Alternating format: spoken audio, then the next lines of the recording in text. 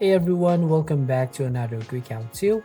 In this video, we're going to show you how to disable OneDrive in Windows 11. The first way here is by going to that OneDrive icon right here at your taskbar. So click on that, and here it will open up this option. And then click on the gear icon, which is the settings. And here you will find the pause syncing option. Just click on that and it will pause your OneDrive. Or basically click on quit OneDrive and it will show up here. As you can see, if you close OneDrive, files in your OneDrive folder won't sync or back up to the cloud, so you won't see your changes across devices. So with this, click on this quit OneDrive.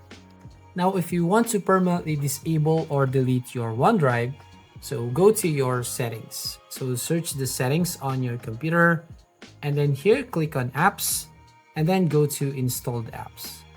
Now go to the search box at the top and just need to write down here OneDrive, and here click on the three dots at the right side and click on uninstall. So if you uninstall this app, it will be disabled or permanently disable OneDrive on your computer. So that's all. Thank you for watching. Please like and subscribe to this channel. Don't forget to ring the bell icon to notify you on the next video.